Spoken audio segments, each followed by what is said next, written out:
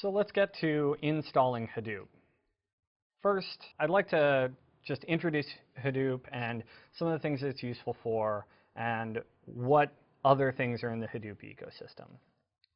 So Hadoop is really all about unstructured storage. So let's take a look at unstructured data, what we're talking about. We're talking about log files, which could be from applications or from servers. We're talking about just free-form text. This could be news articles or blog posts, or it could be really just any text that you can bring into the system. Unknown formats. Say, for instance, you're downloading a lot of XML, web pages. Those things are all unknown if you don't know what you want to pull out ahead of time. So really, those are just another form of text. So Hadoop itself is a distributed system. It's open source, and it consists of two primary components. The first is HDFS, which is a distributed file system modeled after Google's file system. And the second is MapReduce, which is a distributed batch processing system modeled after Google's MapReduce. And the two of those together form the core of what Hadoop can do. Now, Hadoop also has a wider ecosystem of other related tools that build off of these two core things. One of them is HBase, which is a column-oriented data store for storing structured data. Another is Zookeeper, which is a distributed locking system modeled after Google's Chubby locking system. Hive, which is a kind of SQL-like language on top of Hadoop. Cascading, which is a DSL meant for making it easier to work with and process data inside of Hadoop. And Pig is another DSL that's basically trying to achieve the same goal, which is to make it easier to work with Hadoop. So now that we've looked at the basics, let's get to actually installing it. So all these examples are going to run on Amazon's EC2, so you can follow along and just sign up for an account there. All right, so let's go ahead and launch an instance on Amazon's EC2. First, we have to select the key pair that we're going to work with. I have a local copy of that. We're going to run on Ubuntu LTS. So let's edit the details and give ourselves a little bit more space on the base hard drive. It's going to make it easier to run through these examples. Normally, you're going to want to store all your data on ephemeral drives because it has the best performance. But for now, let's just do this because it makes it easier. Also, let's modify the instance so that we're working with a large. And let's go ahead and launch it. All right, now that our instance is launched, let's go ahead and get into it for the first time. So actually, we'll need to use our key that we launched it with to get in. We can log in with the Ubuntu user. All right. So now that we've copied Sun's JDK up to the server, we'll need to install it. So I've put instructions for how to do that on the website here at github.com/pauldix/workingwithbigdata. As you can see, I have areas for each lesson. So let's pull down lesson 1 and look at the steps. So here, we're just going to go ahead and copy-paste these commands.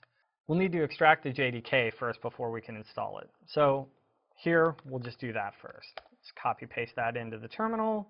We can see that's running. Let's switch over and see these other commands.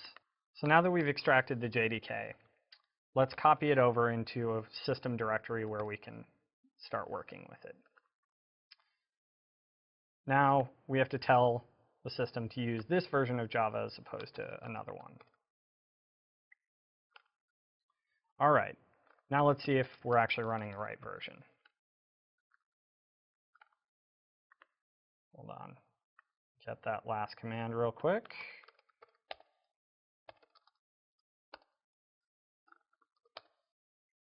All right, it looks like we're all set. So now that the JVM's installed, we're ready to install Hadoop. So we're going to work with, in this live lesson, we're actually going to work with Cloudera's distribution of Hadoop. I found it pretty easy to install and get running.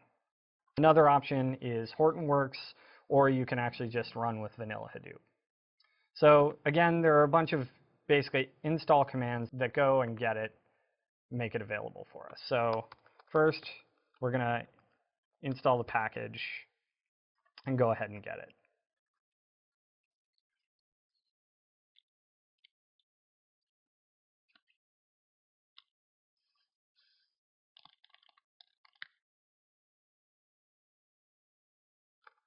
All right.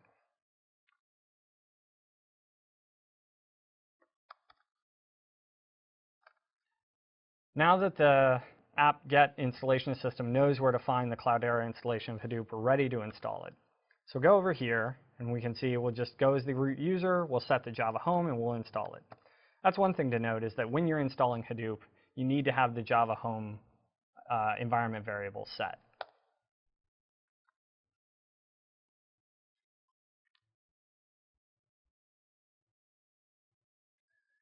So go ahead and install.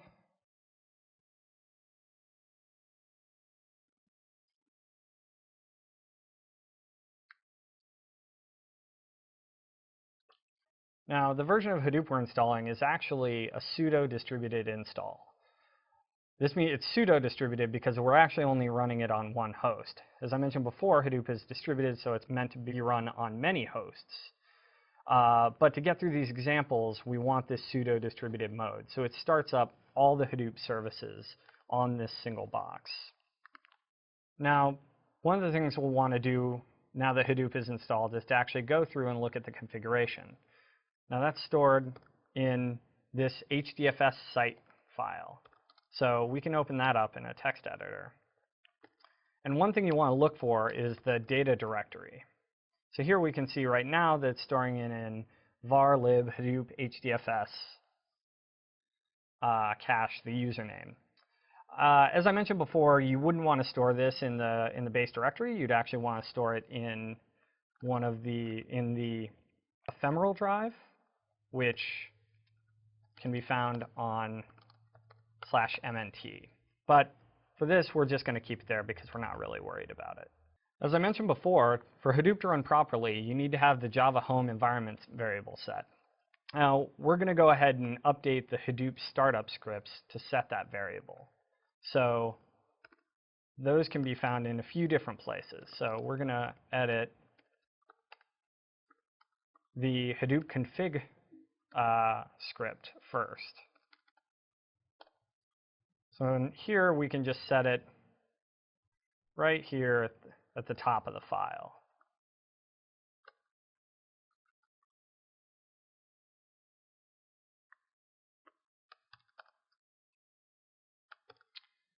Right there will do. All right, and we'll save that. Now we need to edit the startup script for the actual MapReduce tab runner. And that can be found in the MapReduce directory. So again, we can just set that right here at the top of the file. And that points to the Sun JDK that we had previously installed. Now that Hadoop is installed, we'll actually have to format the HDFS file system. So we're going to have to run through a bunch of commands to format the file system and then to start up the various Hadoop services. So first, formatting the system. One of the commands that was installed when we installed Hadoop is this command hdfs. And that's a lot of times how we'll be interacting with Hadoop through these various command line utilities. So HDFS name node format tells it to format the file system.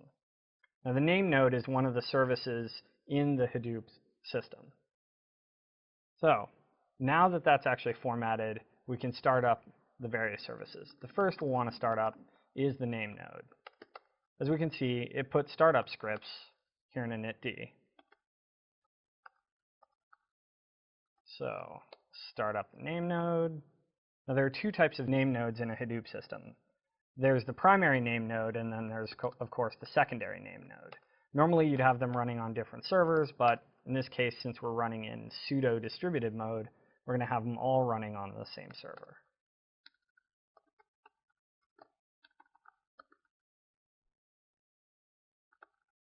All right, starting up the secondary name node. And now we're going to want to start up the data node. HDFS, data node, and start. All right, once that's started, we can actually jump over to our browser and see if it's working. So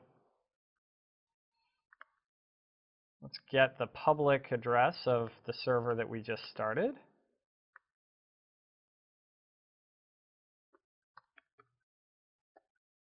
And the known port of the Hadoop service that we just started.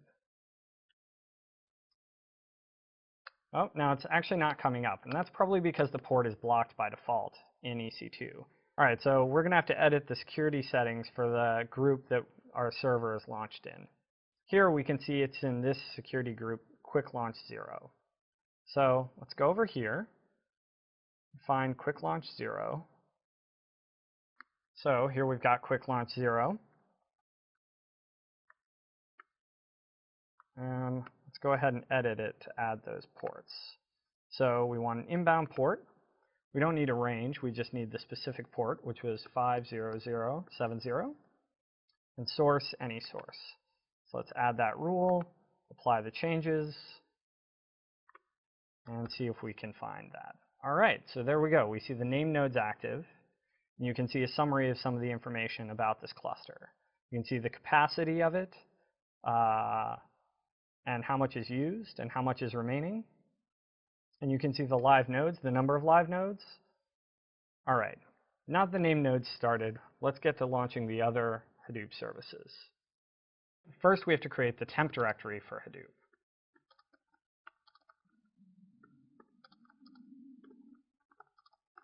All right.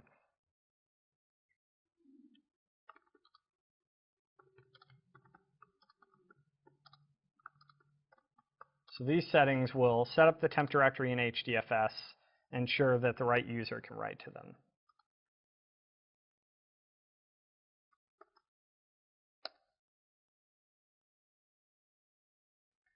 Now, in order to be able to run MapReduce jobs, we have to create a bunch of system directories for that. Those are a lot of commands, so I've actually just pre-typed them, and we're going to go ahead and jump over to those and copy-paste them.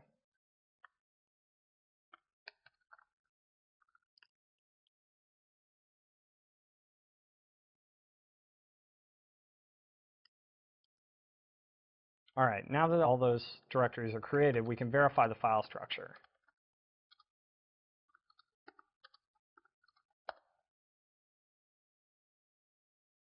And there we can see all these different directories that we've created. So now we're ready to start up the actual MapReduce service.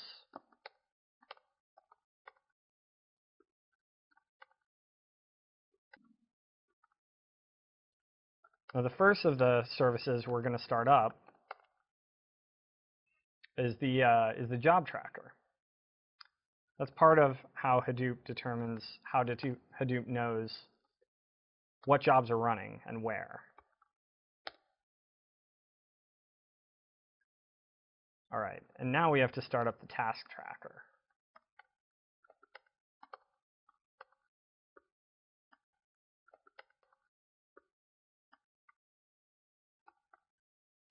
And now we have to start up the task tracker.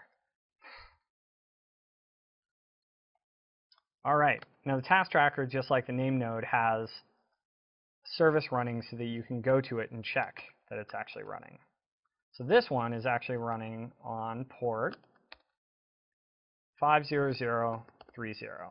But again, we're going to have to go and update our configuration so that that port's open.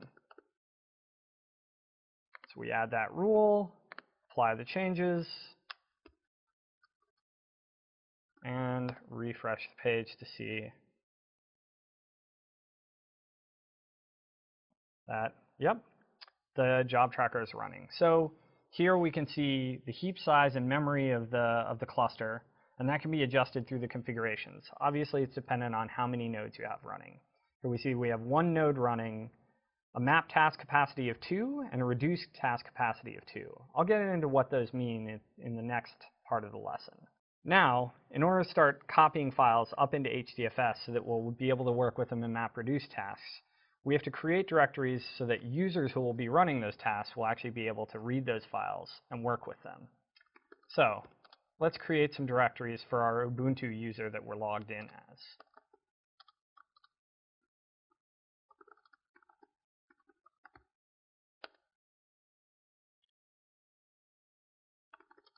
So we've created the directory, and now we need to set it so that that user actually owns it, so they'll be able to do things with it. And as you can see, many of these commands are similar to what you'd expect them to be on a regular Linux file system. It's just that we're prepending everything with this hdfs hadoop fs. The -mkdir and the -change ownership come after that, and those are the typical Linux file system commands. You can see there's a whole set of shell commands that you can access through this command line utility. Here we have cat, change group, chmod, copy from local, and copy to local. Now, copy from local is what we're going to use next lesson to actually copy files up there. So in this lesson, we've learned how to install Hadoop and the various services that run and where you can look at their status.